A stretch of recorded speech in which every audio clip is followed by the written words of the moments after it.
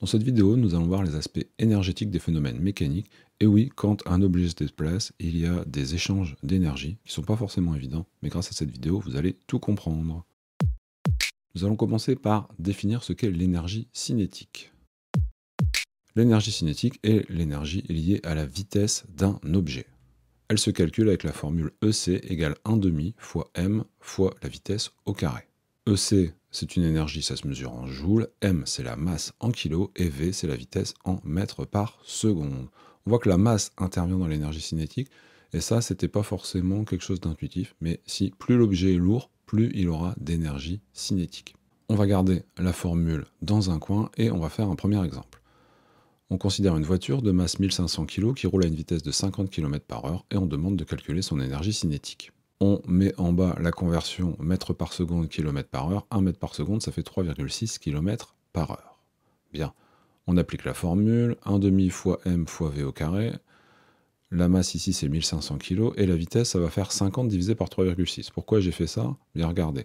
Si on fait un tableau de conversion, 1 mètre par seconde, ça fait 3,6 km/h. Donc, pour 50 km/h, quelle est la vitesse en mètres par seconde? On fait un produit en croix. Et le calcul, ça va faire 50 fois 1 divisé par 3,6, ce qu'on met à la place de la vitesse, ce qui fait 50 divisé par 3,6. Et on trouve 144 676 joules.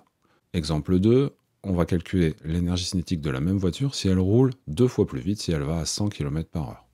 On réécrit le calcul, la masse est toujours 1500 kg, la vitesse cette fois-ci c'est 100 divisé par 3,6, toujours au carré, et ça donne 578 704 joules. Bien. La vitesse a été multipliée par 2. Et l'énergie cinétique, elle a été multipliée par combien? Elle a été multipliée par 4. Si la vitesse est multipliée par 2, l'énergie cinétique est multipliée par 4. Ça c'est normal, c'est parce que c'est au carré, la vitesse est au carré, donc 2 au carré, ça fait 4, exactement. Ça va être important au niveau de la sécurité routière avec un véhicule. La distance de freinage va être multipliée par 4 si la vitesse est multipliée par 2. Parce que quand on va 2 fois plus vite, on a 4 fois plus d'énergie cinétique. Et quand on essaye de s'arrêter, on essaye de se débarrasser non pas de sa vitesse, mais de son énergie cinétique. Et donc, comme on en a 4 fois plus, eh ben, la distance de freinage, elle va être 4 fois plus grande. Donc, attention à la vitesse. On sait qu'une force, c'est l'action d'un objet sur un autre objet, mais on va voir qu'une force va pouvoir travailler sur le déplacement d'un objet pour le modifier d'une certaine façon. Le travail d'une force, c'est la variation d'énergie cinétique causée par une force qui agit sur un objet durant son déplacement. Bon, dit comme ça, c'est pas forcément très clair, on va regarder ça sur un exemple. Donc on imagine un déplacement d'un objet entre le point A et le point B et une force F qui agit sur ce déplacement. Par exemple, une personne qui va tirer sur une voiture pour la faire avancer comme ça d'un point A à un point B. Le travail de la force va être calculé par cette formule. Donc W, c'est le travail, W comme work, work. Entre A et B de la force F, ça sera F.AB. C'est ce qu'on appelle un produit scalaire en maths. D'accord? C'est le produit scalaire en maths. Je sais bien qu'il y a des gens qui vont me dire « Ouais, scalaire, c'est un poisson. » Oui, mais ça n'a rien à voir. Donc c'est le produit scalaire en maths qui se calcule en faisant F, donc la valeur de la force, fois la longueur, multipliée par cos alpha. Alpha, c'est quoi? C'est l'angle entre la force F et le déplacement AB. D'accord? Alors, plusieurs possibilités.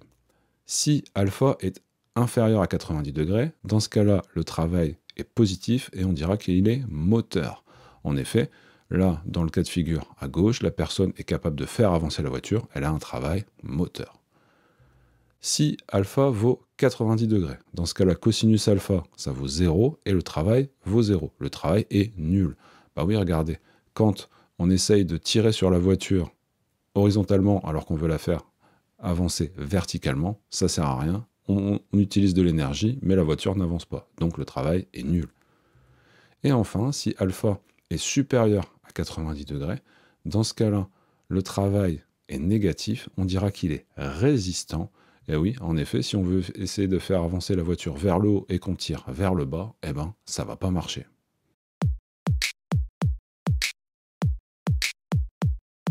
Nous allons maintenant voir ce qu'est le théorème de l'énergie cinétique. Il s'énonce ainsi, la variation d'énergie cinétique d'un objet entre deux points est égale à la somme des travaux des forces que subit l'objet durant son déplacement. Ce qu'on peut résumer comme étant ceci, delta EC, donc delta c'est toujours une variation en physique, la variation d'énergie cinétique entre le point A et le point B est égale à l'énergie cinétique au point B moins l'énergie cinétique au point A, donc au point d'arrivée moins au point de départ, et c'est égal à la somme des travaux des forces. D'accord ? Le petit sigma, c'est toujours une somme. Alors on va donner un exemple, on a un objet de masse 50 kg, au point A il a une vitesse qui vaut 10 mètres par seconde, une force F de 20 newtons agit sur l'objet dans le sens et la direction du mouvement sur 300 mètres jusqu'au point B. Et on va calculer la nouvelle énergie au point B. Alors, on est au point A, on a une vitesse de 10 mètres par seconde et la masse c'est 50 kg. On va aller jusqu'au point B, ok. On a une force F qui agit dans le sens et dans la direction du mouvement, donc voilà ce que ça donne. Maintenant, on va appliquer la formule. On n'oublie pas du coup ici que alpha égale 0, étant donné qu'on est dans le sens et dans la direction du mouvement, ça va être pratique. L'énergie cinétique au point B est égale à l'énergie cinétique au point A plus le travail entre A et B de la force F. Oui, j'ai passé l'énergie cinétique au point A de l'autre côté. Comme c'est un moins à gauche, ça devient un plus à droite. L'énergie cinétique, la formule c'est 1/2 fois m fois v au carré, et le travail c'est F fois AB. Ici, l'angle vaut 0, et cos 0, ça vaut 1. Donc, on peut remplacer par les valeurs. Ça fait 1/2 fois 50 fois 10 au carré, plus 20 qui est la force F en newton, fois 300 qui est la distance. Ça fait 2500 plus 6000, et ça fait 8500 joules. Voilà comment on est capable de calculer l'énergie cinétique d'un objet quand une force a travaillé pour lui.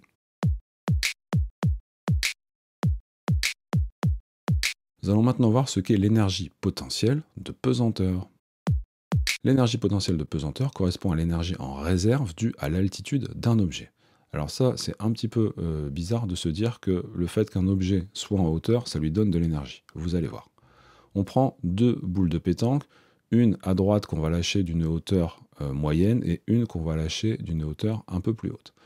Quand on lâche la première boule de pétanque, ça fait sur du carrelage un éclat. Mais si on la lâche d'une hauteur plus haute, le dégât sera plus important. Ça signifie que plus un objet est en hauteur, plus il a une grande énergie, parce que quand on lâche un objet d'une plus grande hauteur, il fait plus de dégâts quand il arrive au sol, c'est-à-dire qu'il a plus d'énergie. Si on prend deux objets à la même hauteur, mais qu'on en prend un plus lourd que l'autre, eh ben, le plus lourd fera plus de dégâts. D'accord ? Donc plus un objet est lourd, plus il a une grande énergie potentielle de pesanteur. L'énergie potentielle de pesanteur, comment on la calcule ? L'énergie potentielle de pesanteur s'écrit m fois g fois z. Avec m, c'est la masse en kilos. On a dit que plus l'objet était lourd, plus il avait d'énergie. C'est cohérent. Z, c'est l'altitude. Plus il a d'altitude, plus il a d'énergie. C'est cohérent. Et g, c'est l'intensité de la pesanteur en newton par kilo. Sur Terre, par exemple, c'est 9,81. Un exemple, on va calculer l'énergie potentielle de pesanteur d'un objet de 10 kg à 20 mètres du sol sur Terre, où G vaut 9,81. On écrit la formule, EPP égale M fois G fois Z. On remplace la masse, c'est 10, le G, c'est 9,81, et la hauteur, c'est 20 mètres. Et on trouve 1962 joules, tout simplement. Et oui, on n'oublie pas, l'énergie potentielle est une énergie, elle se mesure en joules, comme toutes les énergies. Et on va voir la dernière énergie liée au mouvement des objets, c'est ce qu'on appelle l'énergie mécanique. L'énergie mécanique est l'énergie liée au mouvement d'un objet. Okay ? Quand on veut décrire le mouvement d'un objet, de quoi on a besoin ? On a besoin de la position de l'objet et de sa vitesse. L'énergie liée à la position, c'est l'énergie potentielle de pesanteur, et l'énergie liée à la vitesse, c'est l'énergie cinétique. Et bien l'énergie mécanique, ce sera simplement la somme des deux. L'énergie mécanique liée au mouvement, c'est l'énergie liée à la position, plus l'énergie liée à la vitesse. On va garder la formule dans un coin, et on va regarder un petit exemple. On a un objet de masse 10 kg qui a une vitesse de 5 mètres par seconde.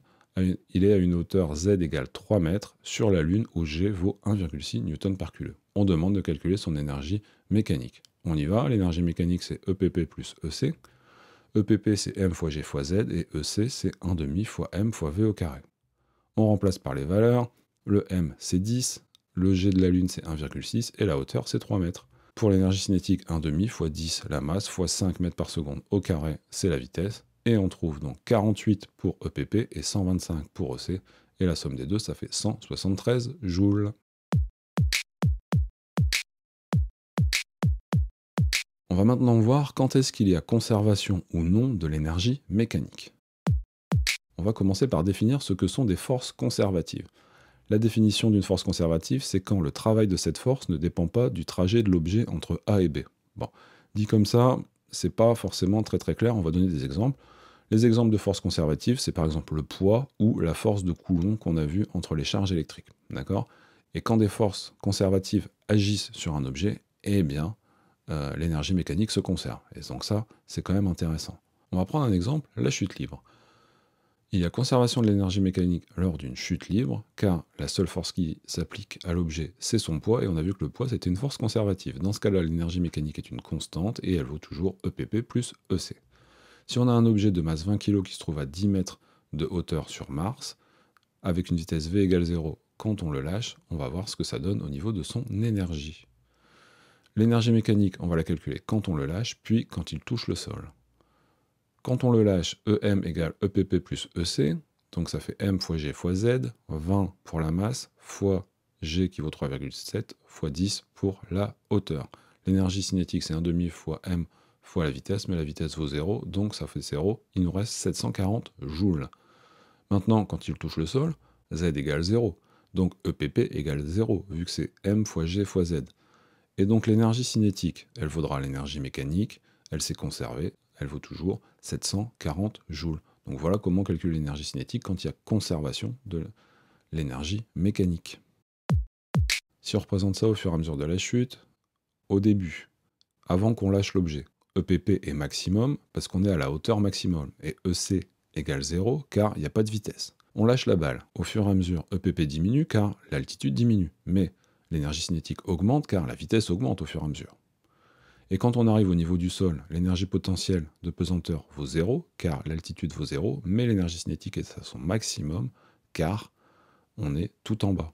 Et tout au long de la chute, au départ, l'énergie mécanique vaut 740 joules, au milieu, elle vaut 740 joules, et à la fin aussi, parce qu'on a conservation de l'énergie mécanique. Lors d'une chute libre, l'énergie potentielle de pesanteur se transforme en énergie cinétique, mais l'énergie mécanique reste constante. Voyons maintenant ce que sont des forces non conservatives. Ce sont des forces dont le travail dépend du trajet de l'objet pour aller de A à B. Alors l'exemple le plus classique des forces non conservatives, ce sont les frottements. Et les frottements vont avoir pour effet de diminuer l'énergie mécanique. S'il y a des frottements, l'énergie cinétique diminue. Et l'énergie mécanique aussi. On va voir ça. Par exemple, l'action des forces de frottement sur un pallet de hockey. On va d'abord commencer par regarder quelles sont les forces que subit le pallet. D'abord, il est sur terre, donc il y a son poids. Ensuite, il est posé sur la patinoire, donc il y a la réaction de la patinoire qui empêche le pallet de traverser la patinoire. Et enfin, on a dit qu'il y avait des forces de frottement, donc les frottements de la glace. Bien. Maintenant, on va regarder parmi ces trois forces lesquelles travaillent.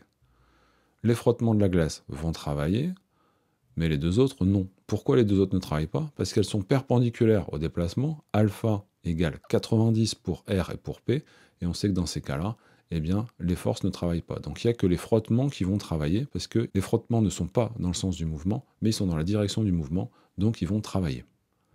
Alors on va calculer le travail de cette force sur un exemple. Si on imagine la force de frottement à 5 newtons et l'énergie cinétique au point A qui vaut 60 joules, on va calculer l'énergie cinétique au point B qui se trouve 4 mètres plus loin. Donc l'énergie cinétique au point B, c'est l'énergie cinétique au point A plus le travail de la force de frottement entre A et B. Donc ça fait 60 moins 5 fois 4. En effet, là ici, alpha vaut 180 degrés, cosinus 180, ça vaut moins 1. Donc ça fait moins 5 fois 4, ça fait 40 joules. On est passé de 60 à 40 joules. Comme l'altitude est constante, l'énergie potentielle de pesanteur est constante, elle ne varie pas. On se trouve qu'au niveau du sol, on peut même dire qu'elle est nulle. Mais l'énergie cinétique baisse. Donc l'énergie mécanique, qui est la somme de l'énergie cinétique et de l'énergie potentielle de pesanteur, baisse aussi. On a perdu de l'énergie mécanique. Et oui, quand il y a des frottements, l'énergie mécanique ne se conserve pas. Et ouais, à cause des frottements, on perd de l'énergie cinétique. À cause des frottements. On va finir par quelques petits exercices pour tout déchirer au contrôle. On lâche un ballon de basket qui a une masse de 0,66 kg d'une hauteur h qui vaut 3,5 mètres sur Terre où G vaut 9,81 Newton par kilo. Je vous demande de calculer EPP, EC et EM au moment où on lâche le ballon. Ensuite, de calculer le travail du poids P entre une hauteur h qui vaut 3,05 et 2,05 et calculer la nouvelle énergie cinétique. Calculer EPP à une hauteur h qui vaut 2,5 mètres, calculer EM à une hauteur h égale 2,5 mètres, et me dire si l'énergie mécanique a été conservée. Vous pouvez faire pause, et ensuite on corrige. Alors, EPP, c'est M fois G fois Z. La masse est 0,66, fois G 9,81, fois 3,5 qui est la hauteur, on trouve 19,74 joules. L'énergie cinétique, c'est 0, car au début, quand on lâche le ballon, il n'y a pas de vitesse. Donc, l'énergie cinétique vaut 0. Et l'énergie mécanique, ça fait 19,74 plus 0, ça fait 19,74. On va garder ça dans un coin, on en aura besoin après. Le travail du poids entre H qui vaut 3,05 m et H qui vaut 2,05 m. Alors, qu'est-ce que ça va donner? Le travail, on sait que c'est P fois AB fois cos alpha. Si on représente le poids, on voit qu'il est vertical, il est dans la direction et le sens du mouvement, donc on va avoir un alpha qui vaut 0, donc ça c'est pratique. Cos 0, on sait que ça vaut 1, et donc du coup, on va pouvoir simplement multiplier P par AB. P, on rappelle que c'est M fois G, donc on y va. M, c'est 0,66, fois G, 9,81, fois la distance entre 3,05 et 2,05, qui fait 1 mètre. Et donc on trouve 6,47 joules. Et donc l'énergie cinétique à une altitude de 2,05, c'est l'énergie cinétique à 3,05 plus le travail du poids. Donc ça faisait 0 à 3,05 plus 6,47, ça fait 6,47 joules. On va garder cette valeur dans un coin et on va aller répondre à la question suivante. EPP à une hauteur h qui vaut 2,05 mètres, eh ben, on applique la formule, EPP c'est m fois g fois z, on remplace par les valeurs, 0,66 fois 9,81 fois 2,05, et on trouve 13,27 joules. On va garder cette valeur dans un coin. On va calculer maintenant l'énergie mécanique à une hauteur h qui vaut 2,05 mètres. On sait que EM c'est EPP plus EC. EPP c'est 13,27 plus EC qui vaut 6,47 et on trouve 19,74. Est-ce que l'énergie mécanique est conservée? Eh ben oui, on avait ça au départ, on a ça à 2,05 m. L'énergie mécanique s'est conservée, tout va bien. C'est normal parce que le poids c'est une force conservative. Exercice 2. Un électron de masse 9,1 fois 10 puissance moins 31 kg et de charge Q égale moins 1,6 fois 10 puissance moins 19 coulomb est lâché sans vitesse dans un accélérateur de particules où règne un champ électrique E qui vaut 5000 Newton par coulomb. On est sur Terre où G vaut 9,81 Newton par kilo. Alors ça c'est un exercice très classique que vous pourrez retrouver peut-être en terminale. Donc c'est vraiment important de savoir le faire et si vous faites spé physique en terminale, vous viendrez revoir cette vidéo l'année prochaine, ça va vous aider. Donc calculer le poids de l'électron, calculer la force électromagnétique subie par l'électron, laquelle des deux forces peut-on négliger? En utilisant le théorème de l'énergie cinétique, calculer l'énergie cinétique de l'électron si la distance parcourue vaut d égale 10 cm et à quelle vitesse va l'électron à la sortie de l'accélérateur de particules. Vous pouvez faire pause. On y va, calculer le poids de l'électron, P égale m fois g. M c'est 9,1 fois 10 puissance moins 31 fois 9,81, ça nous fait 8,92 fois 10 puissance moins 30 newton. On met la valeur dans un coin et on va répondre à la question suivante. Calculer la force électromagnétique subie par l'électron. Alors F électromagnétique ça vaut Q fois E. Q c'est moins 1,6 fois 10 puissance moins 19 fois 5000 qui est la valeur du champ E. Et on trouve moins 8 fois 10 puissance moins 16 newton. On met la valeur dans un coin.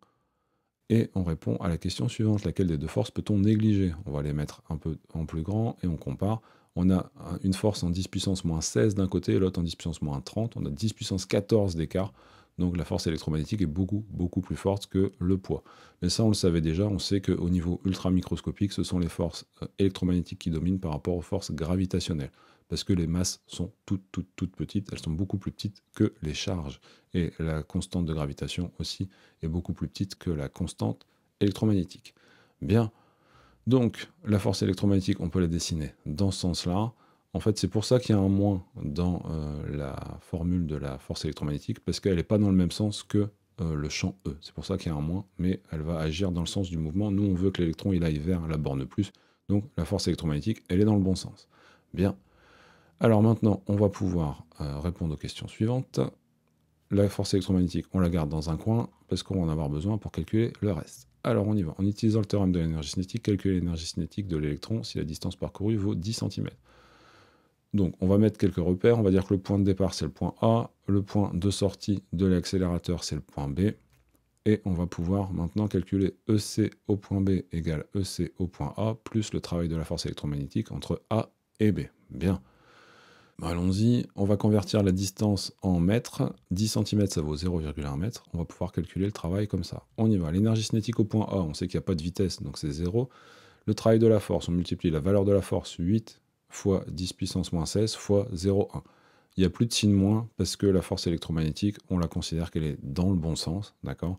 Donc elle va dans le sens du mouvement, donc tout est dans le bon sens, le travail est positif, c'est un travail moteur. Le 0, on précise que c'est parce qu'on l'a lâché sans vitesse.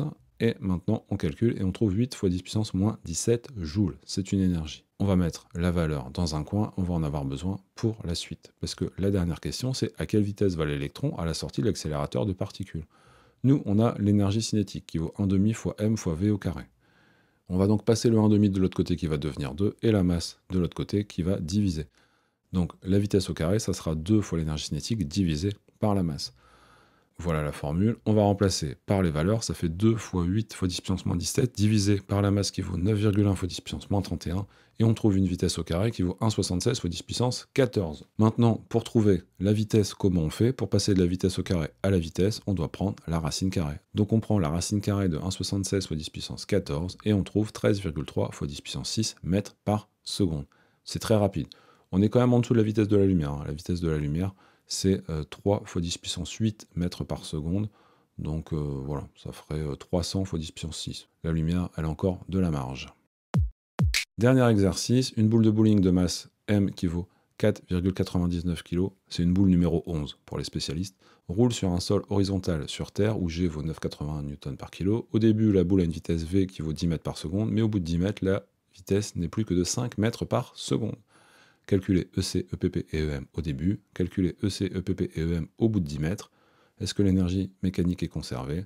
À cause de qui? Et calculer le travail de cette force. Vous pouvez faire pause. L'énergie cinétique, c'est 1,5 fois m fois v au carré. Ici, la masse est 4,99 en kg, la vitesse est 10 mètres par seconde. On trouve une énergie cinétique qui vaut 249,5 joules. EPP, c'est m fois g fois z. On est au niveau du sol, donc l'altitude c'est 0, l'énergie potentielle de pesanteur vaut 0. L'énergie mécanique, ça va faire 249,5 plus 0, ça fait 249,5 joules. Bien. Ensuite, au bout de 10 mètres, qu'est-ce que ça va donner? L'énergie cinétique, c'est toujours 1,5 fois m fois v au carré. La vitesse, maintenant, elle vaut 5 mètres par seconde au bout de 10 mètres, et il nous reste 62,375 joules. EPP, c'est toujours 0. Le sol est horizontal, on est toujours au niveau du sol, donc 0. Et 62,375 plus 0, ça fait 62,375. Incroyable. L'énergie mécanique est-elle conservée? Au début, on avait 249,5 joules, et au bout de 10 mètres, on a 62,375 joules. Donc l'énergie mécanique n'est pas conservée. Et ouais, ça, on a perdu beaucoup de joules. À cause de qui? Et calculer le travail de cette force. À cause de qui? À cause des frottements. Toujours à cause des frottements. Donc si on calcule le travail de cette force, l'énergie cinétique au bout de 10 mètres, moins l'énergie cinétique au début, c'est le travail des frottements, d'après le théorème de l'énergie cinétique. Donc le travail des frottements, ça sera 62,375 moins 249,5, et on trouve moins 187,125 joules. Le travail des frottements est négatif, il est résistant, il a bien diminué la vitesse, il a bien diminué l'énergie cinétique. Et ouais, à cause des frottements, on perd de l'énergie cinétique. J'espère que cette vidéo vous sera utile. Je vous dis à bientôt vers la physique et au-delà.